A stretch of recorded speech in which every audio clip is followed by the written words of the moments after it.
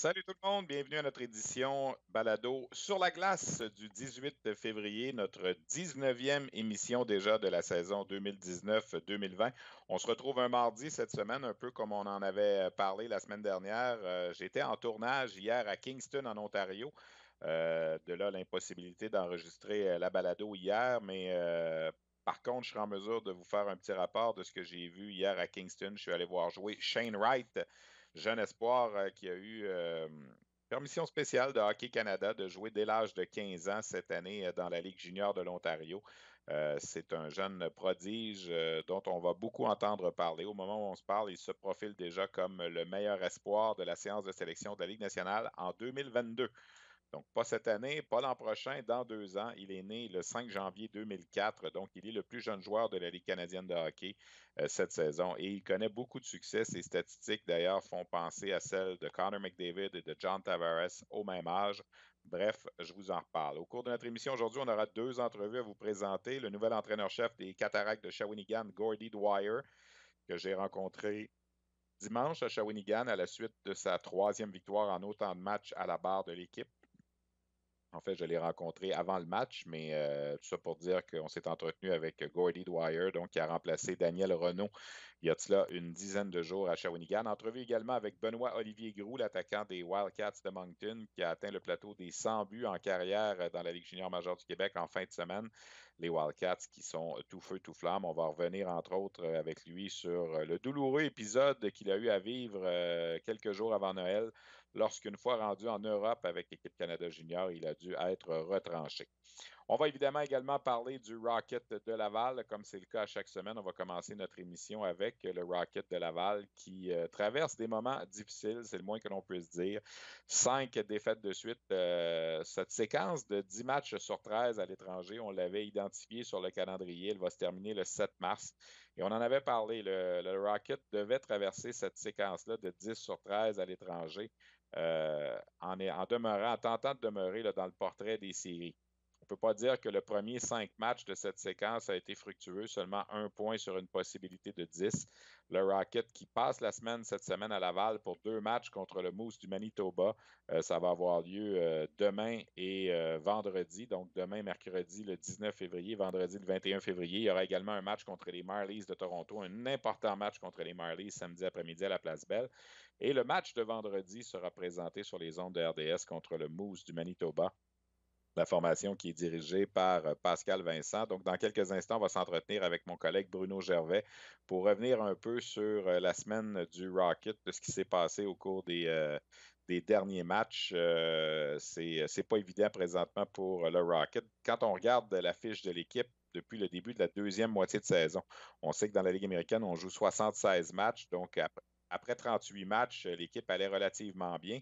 Mais la deuxième portion du calendrier de 38 matchs, il y a 15 matchs de jouer jusqu'ici, seulement 3 victoires contre 12 défaites. 3 de ces 12 défaites sont venues en bris d'égalité, donc on a récolté un point de classement. Bref, 9 points sur une possibilité de 30 en deuxième moitié de saison jusqu'ici et une seule victoire à la régulière pour le Rocket. Et ça fait un mois aujourd'hui, le 18 janvier, contre le Moose à Winnipeg, justement.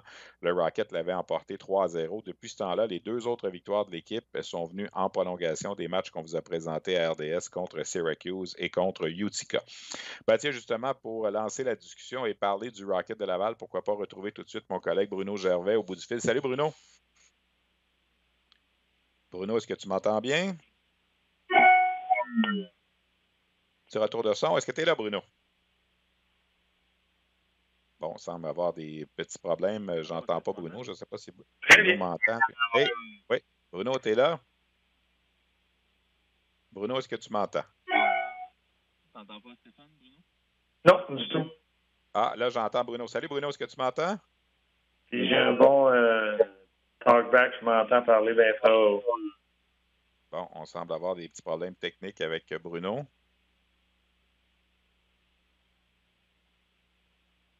On va essayer de régler ça dans quelques instants. Simplement vous dire donc qu'au cours de la fin de semaine, Joël Bouchard a pris des décisions quand même audacieuses en laissant de côté les vétérans Riley Barber et Phil Verone là, lors du match de dimanche présenté à Providence. Ça a été peut-être un message qui a été lancé là, de l'insatisfaction de l'entraîneur avec ces deux vétérans qui ne produisent peut-être pas à la hauteur de ce qu'on pouvait attendre avec eux en ce début de saison. Est-ce que Bruno m'entend? Bon, on s'excuse, on a des petits problèmes techniques pour établir la communication avec le collègue Bruno Gervais, qui, évidemment, est notre analyste lors des matchs du Rocket présentés sur les ondes de RDS. Bruno, est-ce que tu m'entends? Oui, là, j'entends. Bon, on va être capable de se jaser un petit peu, Bruno. Alors, moi, j'ai un petit retour de son, mais je vais vivre avec. Alors, Bruno, je disais il y a quelques instants, Joël Bouchard a pris une décision audacieuse en laissant de côté Phil Veroni, Riley Barber sur la galerie de presse. Qu'est-ce que tu as pensé de ça quand tu as vu ça?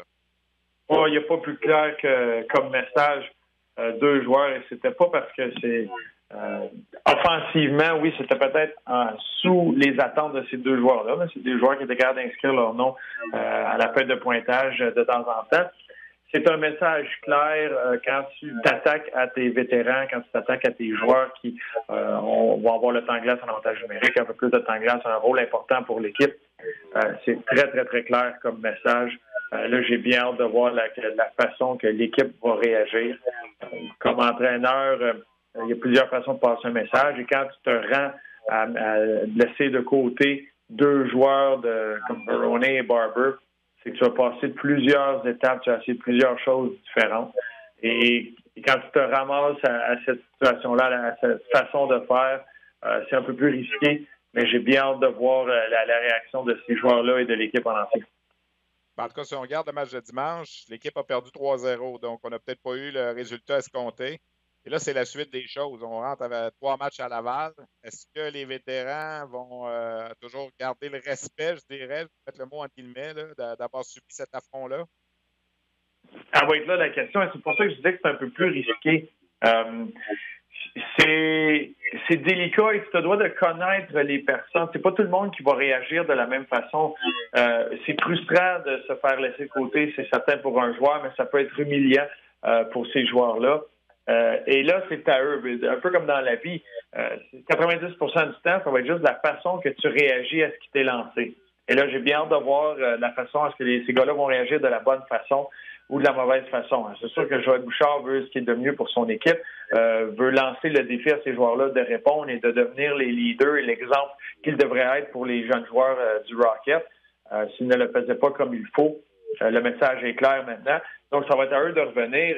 Et comme compétiteur, comme joueur de hockey, tu es fier, tu veux bien faire, et là, tu viens de te faire exposer le fait que tu ne faisais pas les détails, tu ne jouais pas de la façon qui était demandée par le groupe d'entraîneurs.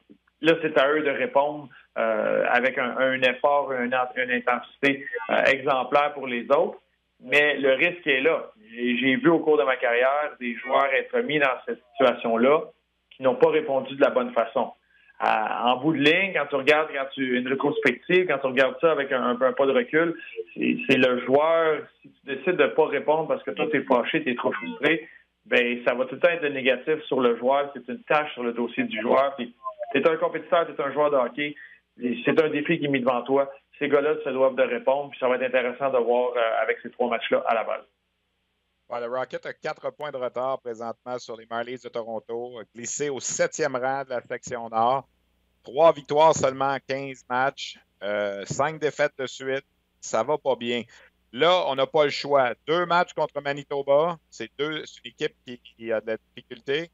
Et le match de Toronto samedi, qui est ton rival direct. Est-ce que je me trompe en disant que ça prend 6 points sur 6, Bruno? Je suis complètement d'accord avec toi. 6 points sur 6. Et surtout, ne pas en donner à Toronto. Ouais. Manitoba, et c'est la situation particulière dans la Ligue américaine où les équipes ont le choix de jouer contre l'équipe de la conférence de l'Ouest. Il y a certaines organisations qui font ces demandes-là, qui s'organisent. Donc, il y a des matchs contre différentes équipes. Il y a des années que c'est plus difficile parce que cette équipe-là peut être très, très bonne et c'est des points qui sont durs à aller chercher, des points qui peuvent te manquer. Cette année, Laval a l'avantage que Manitoba a une saison difficile, tu viens de le mentionner. Donc, ça doit être 4 points pour le Rocket contre Manitoba. Et ensuite, contre Toronto, tu vas être certain de ne rien laisser sur la table, être très avare et prendre les points. Ouais, il reste 3 matchs contre Toronto cette année. Ça sera le dernier à Laval. Il y aura 2 matchs à Toronto en fin de saison aussi. Bruno, dis-moi, Caden Primo joue un petit peu plus. On a lancé le message à Kincaid aussi, qui est sur la galerie de presse depuis quelques matchs. Comment tu vois là, cette situation-là devant le filet? Là, on donne beaucoup de matchs à Primo. Là. Il y a 3 matchs en 4 jours. Est-ce qu'on va voir McNiven? Ben, j'ai l'impression que avec le temps, oui, le filet va appartenir à Primo et j'ai aucun problème avec ça. Kincaid n'a pas démontré rien qui aurait forcé la main aux entraîneurs de continuer sur le plan de partager le filet. Donc, tu y vas avec ton espoir. Je ne serais pas surpris de revoir McNiven devant le filet. C'est lui, dans le fond, qui a la dernière victoire du Rocket. C'est McNiven qui l'a eu. Il a passé à travers une saison très difficile au niveau du mouvement, au niveau des défis qui ont été lancés vers lui. Et c'en est un qui a tout le temps répondu, qui a gardé la tête baissée, qui a foncé, qui a travaillé très, très fort, qui a même mérité ce mérite-là, ce match-là. Joël Bouchard voulait le récompenser de son attitude. Et je ne serais pas surpris de le voir. Selon l'horaire du Rocket, surtout dans la Ligue américaine, les fins de semaine sont beaucoup plus condensées au niveau des matchs. C'est plus rare les matchs de semaine. Tu as les matchs le mercredi, mais sinon, ça va être le vendredi, samedi, dimanche, souvent. Donc, tu vas avoir besoin de ton deuxième gardien qui va être frais. Et là, tu es rendu à un point, quand tu regardes ton organisation, quand tu regardes, j'imagine qu'il y a des décisions qui vont être prises ou qui sont déjà prises sur Keith Kincaid et son futur avec le Canadien. Parce qu'à ce moment-là, tu t'en donnes un peu plus à McNiven. C'est lui qui a été chercher ton dernier match. Est-ce que tu lui donnes la chance de prendre un rythme devant le filet et d'aider Caden Primo en étant son deuxième gardien? Ça pourrait être une chose très intéressante à voir d'ici la fin de la saison. Mais Keith Kincaid, là, l'échantillon est un peu plus grand. C'est 12 matchs de jouer avec un pourcentage d'efficacité de 877. C'est pas assez pour aider ton équipe. Bruno, il va être intéressant de surveiller aussi lundi prochain, la date limite des transactions. Est-ce qu'on va céder des joueurs techniquement à Laval pour leur permettre de pouvoir jouer en série? Le règlement, il va être soit dans l'alignement de 24 de la Ligue américaine. Je pense à Xavier Ouellet qui est à Montréal présentement. Est-ce qu'on va retourner Suzuki techniquement juste pour lui permettre de jouer en série? Qu'est-ce que tu fais avec, exemple, un bonhomme comme Nick Suzuki? Bien, pour Xavier Ouellet, moi, j'ai aucun doute qu'il devrait être sur l'alignement sur la formation du Rocket la journée du 24 février. Peut-être rappelé après en besoin, en urgence, s'il est blessé. Pour Suzuki, c'est très intéressant. Moi, personnellement, comme joueur, un joueur qui a joué 100% de l'année dans la Ligue nationale. Il n'a pas eu de séjour à Laval, il n'a pas joué quelques matchs, il n'a pas été un rappel. Lui, c'est un Canadien de Montréal. Fait à mes yeux, pour Nick Suzuki, il a joué sa saison. C'est un joueur du Canadien de Montréal. Ce n'est pas un joueur du Rocket. Il a très bien évolué. Il s'est bien développé avec le Canadien. Lui, l'année dernière, il a eu une saison extrêmement chargée. En émotion et en tournoi, en voyagement. Même chose cette année, la première saison de Ligue nationale. Moi, comme joueur, j'aimerais voir que Nick Suzuki, la saison est terminée, il rentre à la maison puis commence à préparer la prochaine saison.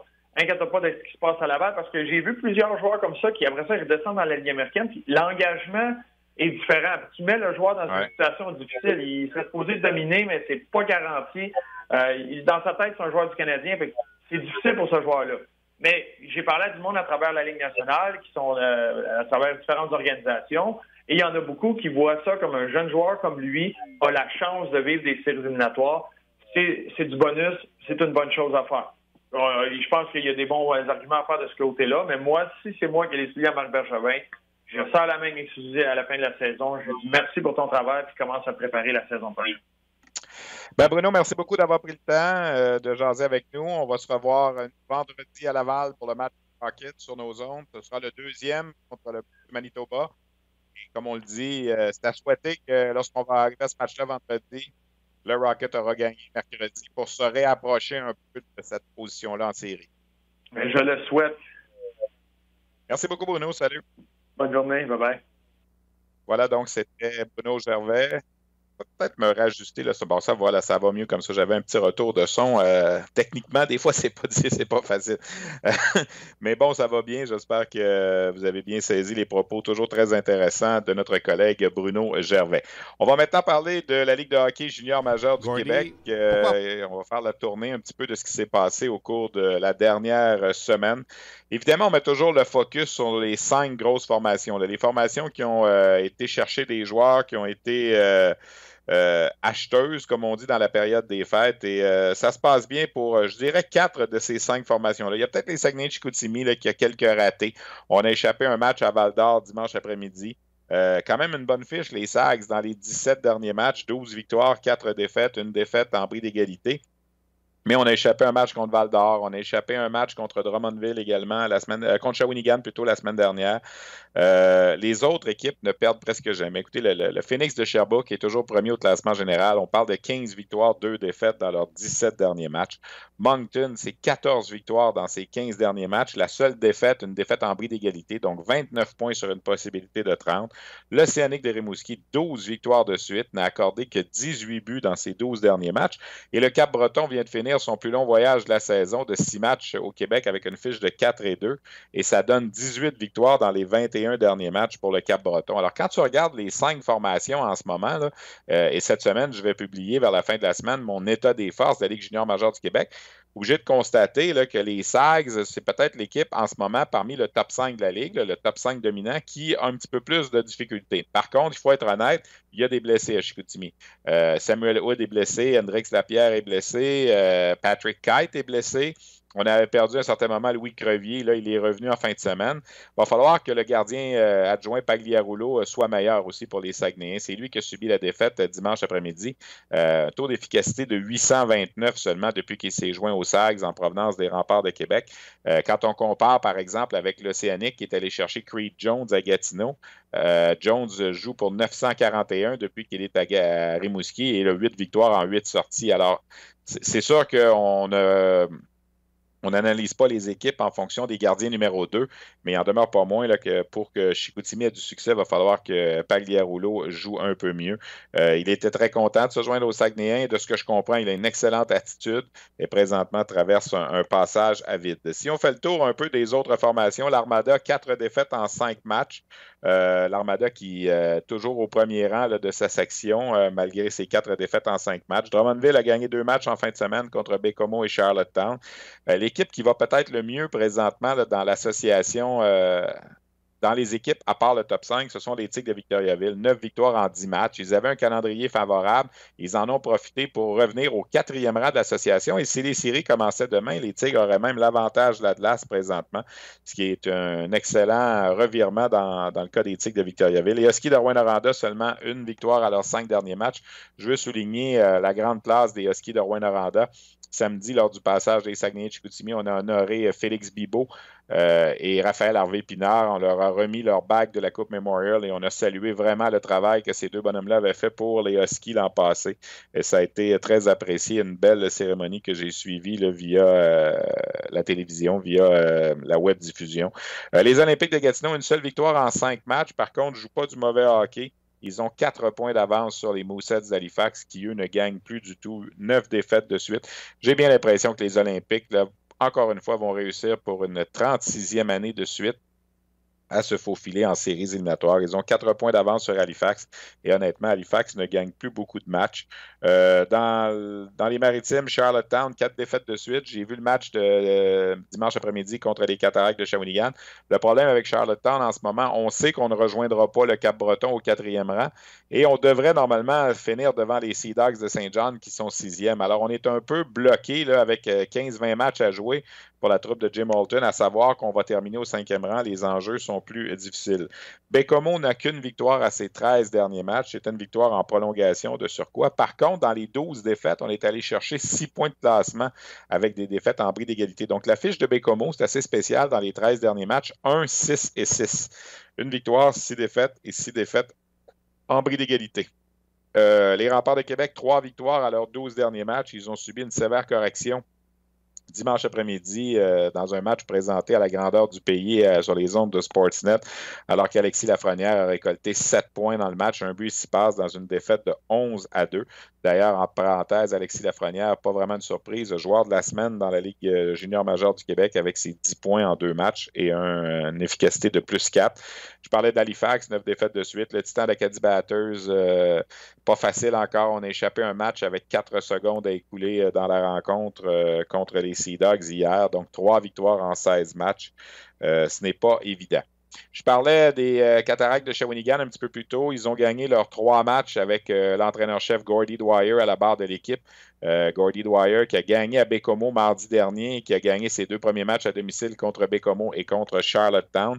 Il est là pour 17 matchs, Gordy Dwyer, pour terminer la saison. Présentement, c'est un parcours parfait 3-3. Pour ceux qui nous écoutent en ce 18 février, mardi, les Cataractes sont à Québec ce soir dans le match du tournoi Pee-Wee de Québec. Il y a toujours un match le mardi soir alors que le tournoi Pee-Wee fait relâche. Les Remparts qui prennent la place et habituellement, il y a beaucoup d'ambiance, beaucoup de monde, les équipes Pee-Wee qui assistent à ce match-là. Alors ce soir, ce sont les Cataractes qui vont faire les frais de ce match-là, vont tenter d'enregistrer une 4e victoire de suite contre les Remparts. Et dimanche après-midi, avant le match à Shawinigan, je me suis entretenu avec le nouvel entraîneur-chef des Cataractes, Gordy Dwyer. Gordy, pourquoi avoir accepté ce défi-là? 17 matchs, simplement un contrat pour terminer la saison. Qu'est-ce que tu voyais dans cette opportunité-là? Regarde, quand Martin m'a fait appel, j'ai eu des appels au courant de la saison, j'ai eu d'autres opportunités, mais celle-là, pour moi, le temps de l'année pour finir la saison en force ici à Shawinigan avec une équipe très jeune, une équipe talentueuse, c'est pour moi, j'ai vu ça comme un beau défi et c'est certain que pour moi, je suis quand même content d'être ici pour accepter cette offre-là. Ça faisait quand même longtemps que tu avais quitté la Ligue, 2014-2015. Est-ce que tu pensais revenir plus vite que ça? Je sais que tu es allé en KHL, tout ça, mais est-ce que tu avais l'impression que tu aurais eu une chance de revenir avant? Regarde, pour moi, c'était des belles expériences et des bonnes opportunités professionnelles là-bas dans le KHL. C'est quand même la 2e meilleure ligue au monde. Puis pour moi, d'avoir ces opportunités-là, 2 ans en Croatie, 2 ans en Belarus et avoir aussi fait le passage en Suisse, pour moi, c'était des expériences, des bonnes expériences professionnelles. Et pour moi, c'est certain que, regarde, j'ai toujours resté prêt, j'ai toujours resté courant avec la Ligue ici. Et pour revenir, c'est quand même une fierté. Qu'est-ce qu'il y a le mandat ici pour finir la saison? On va essayer de faire une surprise, de se rendre peut-être jusqu'en demi-finale. On sait que c'est ouvert un peu dans l'Association de l'Ouest. Regarde, c'est sûr, là, avec les discussions que j'ai eues avec Martin pour connaître le club et voir où ils sont rendus dans leur plan, dans leur cheminement du développement. C'est certain que le but, c'est vraiment de finir la saison en force. C'est certain que, regarde, on veut replacer les choses ici. Ils ont quand même des bons joueurs, des jeunes joueurs de talent ici qui faut finir la saison en force pour le cheminement, pour le développement aussi de cette organisation-là, de cette équipe-là. Et pour moi, c'est vraiment ça le but ultime, c'est de remettre les choses en place. Et après ça, on verra avec les opportunités qu'on a. On sait que, regarde, la conférence, elle est où ce qu'elle est. C'est certain que Sherbrooke, ils ont quand même une longueur d'avance sur les autres clubs. Mais pour nous, c'est de finir la saison en force et essayer de créer une surprise durant les séries. Est-ce que tu as fermé la porte à poursuivre l'an prochain ou c'est quelque chose qu'on va décider juste à la fin de la saison? Non, c'est sûr qu'on va décider ça à la fin de la saison. On prend ça un jour à la fois, on prend les expériences, c'est sûr. Pour moi, regarde, ma famille est bien installée dans les Maritimes depuis presque une vingtaine d'années. Et on regarde les expériences, on regarde les opportunités qui vont se présenter. Mais pour moi, pour tout de suite, je suis concentré de faire le boulot aussi et d'aider cette organisation-là, d'aider pas seulement pour le développement, mais aussi pour la performance des joueurs, mais une évaluation pour les joueurs aussi, pour les aider à succéder dans le futur. Qu'est-ce que tu as vu de cette équipe-là venir jusqu'à là? Je sais que c'est un court échantillon, là, ça fait pas longtemps que tu es là. Qu'est-ce que tu aimes de l'équipe? Bien, c'est sûr que, regarde, quand un entraîneur il arrive, tous les entraîneurs ils ont leur point, ils ont leur point de repère, ils ont la structure qu'ils veulent mettre en place. Et pour nous, c'est quand même la structure, le playbook était préparé d'avance. Je savais à quoi m'attendre. Quand on est rentré ici, on a quand même fait beaucoup de changements. Mais de qu'est-ce que je vois, la première chose, c'est que l'équipe est très travaillante. Pour nous, les 2 derniers matchs, pour nous, c'était la première chose qui a ressorti, c'était l'éthique de travail de l'équipe. Je pense que les gars, ils voulaient apprendre, les gars, ils ont travaillé. Et pour moi, c'est quand même c'est plaisant. Pour moi, c'est un bon signe. Et aussi, les choses qu'on leur demande. Il y a certaines choses qu'on veut amener, des différentes structures, différents points qu'on veut amener en tant que staff. Et je vois que les gars y essayent. Pour moi, c'est quand même c'est important. Renforcer le positif, mais en même temps, il faut que ça soit au mérite aussi. Puis je pense que quand même l'équipe a très bien mérité les victoires les 2 derniers matchs. La première chose que tu as fait quand tu es arrivé, c'est de lancer un SOS à Darren Rumble, qui est un gars qui connaît bien la Ligue aussi, qui a été là longtemps. Pourquoi aller chercher un bonhomme comme ça? Regarde, c'est un homme d'expérience. Je crois que quand tu regardes les Cataractes de Shawinigan, c'est quand même une équipe qui connaît des difficultés défensivement cette année. C'est une équipe jeune. Et pour nous, c'est quand même c'est important de se renforcer défensivement, d'amener une nouvelle structure, d'amener des points pour aider cette équipe-là d'avoir du succès défensivement, pour que l'offensive soit capable de gérer. Et pour moi, un gars comme Darren Rumble, c'est un gars que j'ai joué avec il y a longtemps. C'est un gars, un homme de hockey que je respecte beaucoup, un gars d'expérience dans la Ligue. Et pour moi, c'est quand même, j'ai lancé un appel à Darren. Darren était prêt pour l'expérience aussi. Et ça fait du sens pour nous d'embarquer dans ce challenge-là ensemble. C'était un homme qui peut aider l'équipe, il peut aider les défenseurs avec son expérience, avec son bagage. Et on est quand même on est très content de l'avoir ici. Merci, Gordy. Merci. Alors voilà, c'était Gordy Dwyer, nouvel entraîneur-chef des Cataractes de Shawinigan. L'entrevue a été faite avant le match et Gordy parlait de l'éthique de travail qu'il avait aimé de son équipe lors des 2 premiers matchs. Je peux vous dire qu'il y a eu une bonne éthique de travail également pour la rencontre contre Charlottetown que les Cataractes ont remporté. Xavier Bourgault continue de connaître beaucoup de succès avec les Cataractes. Encore une fois, 3 mentions d'aide. Il a récolté 6 points lors des 2 matchs du week-end. Et ce, en dépit de l'absence de Maverick Bourque. D'ailleurs, Bourque qui va rater, selon le diagnostic, de 4 à 6 semaines. Donc, Gordy Dwyer n'aura pas le luxe d'avoir celui qui était le meilleur pointeur et fort probablement le meilleur joueur des Cataractes depuis le début de la saison. Peut-être dans la dernière semaine de la saison régulière, si tout se passe bien. Bourque a subi une blessure à un poignet lors du match de vendredi, il y a une dizaine de jours, contre l'Océanique de Rimouski. Alors, c'est dommage, c'est une lourde perte pour les Cataractes, mais il n'en demeure pas moins que pour l'instant, en tout cas, du côté des Cats, ça se passe bien, la transition entre Daniel Renaud et Gordy Dwyer. Je veux mentionner également, je vous parlais du Titan d'Acadie Batters tantôt. Le 23 février prochain, donc on parle dans fin de semaine, Mario Durocher va être derrière le banc pour la 1600e fois de sa carrière. Et ça, on additionne entraîneur-chef et entraîneur adjoint. Dans l'histoire de la Ligue de hockey junior majeur du Québec, il n'y a pas un entraîneur qui a passé plus de temps là, derrière le banc que Mario Durocher. Il a été là comme entraîneur-chef pour plusieurs formations. Il a été également adjoint avec plusieurs formations.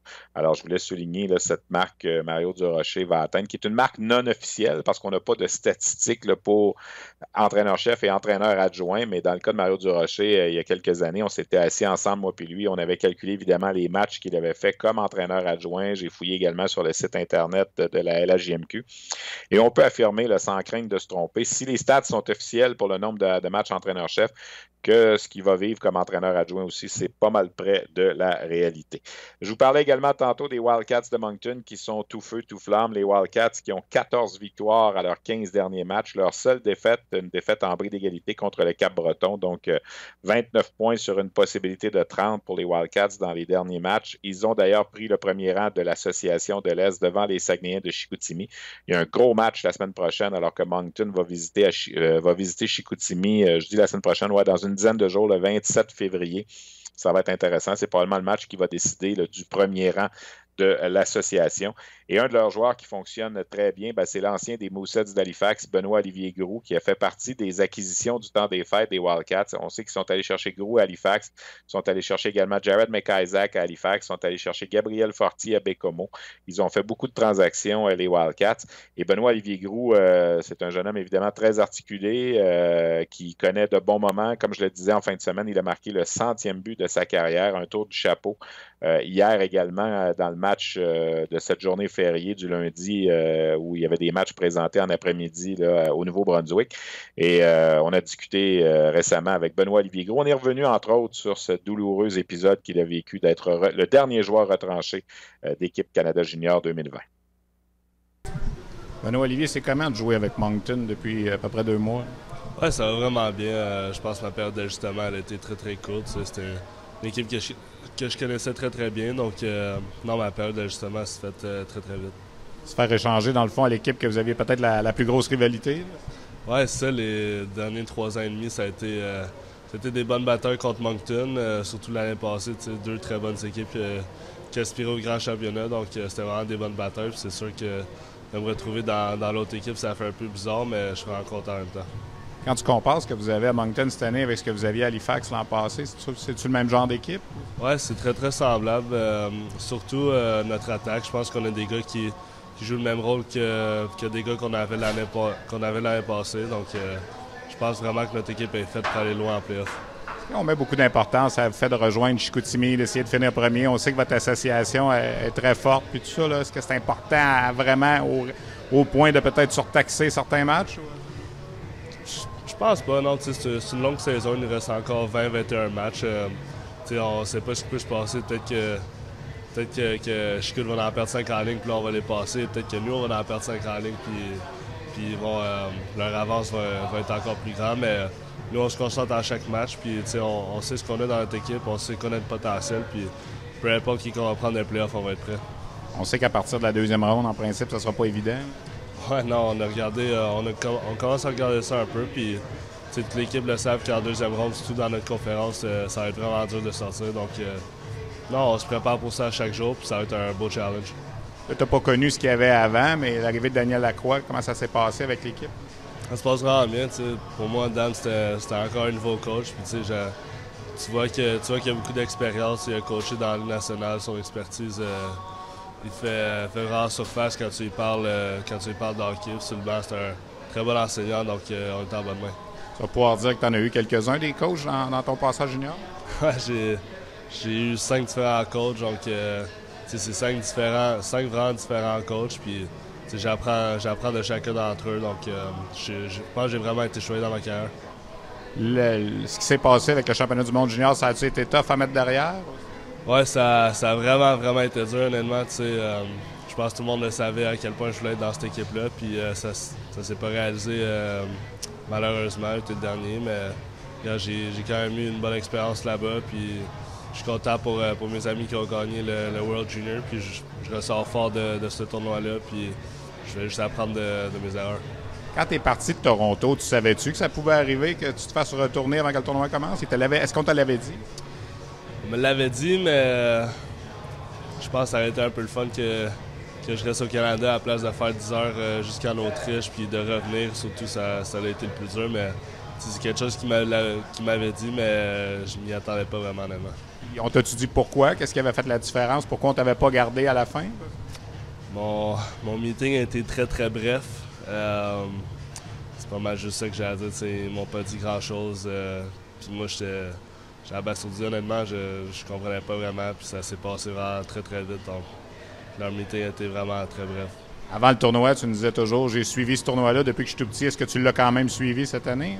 Ah, je l'ai vraiment pas suivi. À part quand je me suis fait échanger à Moncton, c'était, je pense, 2 jours après, c'était la finale. Puis j'avais quand même des amis dans cette équipe-là, Jared, Raph Lavoie, Alexis Lafrenière. Puis je leur souhaitais le meilleur. Donc j'ai regardé, je pense, les 5 dernières minutes de la finale. Puis là, ils ont gagné, donc bravo à eux. Moi, je peux te dire qu'André Tourigny, il l'a pas bien pris. J'y ai parlé, pas de caméra puis tout ça, puis il était déçu. Je pense qu'à la fin, c'est peut-être pas lui qui a pris la décision. Ah, je pense pas que c'est lui, André. Je pense qu'il me voyait dans un rôle plus défensif. Puis moi, c'est ça que j'appréhendais avant le tournoi. Donc, André m'a texté tout de suite après. Puis il m'a dit, ça s'est vraiment passé vite. C'est plate, j'avais pas eu le temps de te voir. Mais non, André, je pense qu'il était de mon côté. Merci, bonne chance. Merci beaucoup.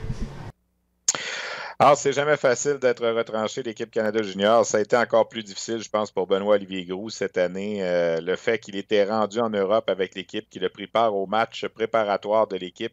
Et là, comme ça, le 23 décembre, on l'appelle et en l'espace de 30 secondes, on lui dit c'est bien dommage, Benoît-Olivier, mais on a un joueur à retrancher, puis c'est toi. Fait que voilà ton billet d'avion, tu retournes au Canada. C'est certain que c'est pas facile. Et chapeau à Benoît-Olivier Groulx de s'être relevé de ça. Il connaît de bons moments avec les Wildcats de Moncton, mais c'est une expérience difficile, peut-être une expérience qui va le faire grandir en maturité aussi. Mais c'est vrai qu'il voulait tellement jouer pour cette équipe-là. Il avait suivi le tournoi lorsque son père était entraîneur-chef en 2015, Benoît Groulx, avec l'équipe canadienne. Il était dans les coulisses de l'équipe à ce moment-là, équipe qui comptait sur des Connor McDavid, des Max Domi notamment, qui avaient gagné la finale de la médaille d'or à Toronto.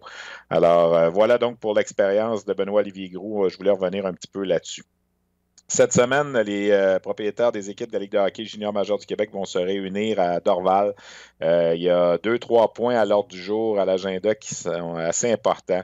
La réduction du calendrier de 68, fort probablement à 64 matchs, sera étudiée. On va voter là-dessus. Moi, j'ai comme l'impression que c'est une réalité qui va arriver à compter de l'an prochain, le calendrier qui sera réduit dans la Ligue de hockey junior majeur du Québec. Mais au-delà de réduire le calendrier, est-ce qu'on va en profiter pour changer le format des séries éliminatoires? Parce qu'on le sait, cette année, ça fait beaucoup jaser. Le fait que dès la deuxième ronde, des équipes qui ont potentiellement le 95-100 points au classement vont s'affronter, alors que dans l'association de l'Ouest, ça va être Sherbrooke qui est seul en tête. Et il y aura des équipes qui vont accéder là, il y a une équipe, entre autres, qui va accéder à la ronde demi-finale de l'association de l'Ouest. Qui va se retrouver donc dans le carré d'as, qui va être beaucoup moins puissante au classement que les deux qui seront éliminés en quart de finale dans l'association de l'Est. Alors, il y a des pourparlers. J'ai d'ailleurs écrit un texte sur le rds.ca vendredi dernier où on parle entre autres de cette situation. Est-ce qu'à compter de la deuxième ronde, on va revenir au 1-8, 2-7 plutôt que d'y aller à l'intérieur de la conférence comme c'est le cas cette année? Parce que honnêtement, si la logique est respectée en ce moment, la deuxième ronde dans l'association de l'Est mettrait Moncton contre le Cap-Breton et Chicoutimi contre Rimouski dès la deuxième ronde. 4 équipes qui, honnêtement, sont assez talentueuses pour espérer remporter la Coupe du Président. Et 2 de ces 4 formations-là vont tomber en quart de finale. Alors que de l'autre côté, si on tient toujours la logique respectée, ben on aurait des demi-finales en ce moment, au moment où on se parle, là, entre Victoriaville et Sherbrooke, et entre l'Armada de Blainville-Boisbriand et les Voltigeurs de Drummondville. Alors, je ne veux rien enlever à l'Armada et aux Voltigeurs, mais une de ces deux équipes-là accéderait au carré d'as si la logique est respectée, alors que de l'autre côté, on perdrait dès la deuxième ronde Chicoutimi ou Rimouski. Alors, c'est à repenser peut-être un peu. Si on y allait en deuxième ronde avec la formule 1-8, 2-7, 3-6, bon, on éviterait là, ces genres d'inégalités. Il y a une proposition qui circule également de revenir peut-être avec 3 sections au lieu de 2 associations. Est-ce que ça va passer? Pas certain, mais je tenais à la mettre quand même parmi les possibilités. Et l'autre dossier qu'on va évidemment discuter, c'est la fameuse abolition des bagarres. Moi, je me suis prononcé là-dessus il y a quelques semaines. Oui, on peut ajouter une réglementation plus sévère en termes de bagarre, à savoir donner un 10 minutes au lieu d'un 5 minutes, carrément expulser les joueurs qui laissent tomber les gants. Peut-être que ça va contribuer à réduire encore plus le nombre de bagarres. Je ne pense pas que ça va les enrayer complètement. Je pense que dans le feu de l'action, les joueurs vont laisser tomber les gants quand même, surtout peut-être rendu en troisième période, là, dans un match où il y a peut-être moins de signification. C'est un phénomène des bagarres qui est en voie d'extinction. Les statistiques sont là à l'appui. On en a parlé à plusieurs occasions. Bref, les propriétaires vont se prononcer là-dessus. Selon ce qu'on entend, on a besoin du 2/3 des propriétaires là, pour changer la réglementation, donc 12 sur 18. Ça sera intéressant à surveiller. Je serai sûrement en mesure de revenir là-dessus la semaine prochaine pour compléter, pour savoir exactement ce qui s'est passé, ce qui a été choisi. Je vous disais en début d'émission également qu'hier, je suis allé faire un tour à Kingston, en Ontario, pour aller voir jouer Shane Wright.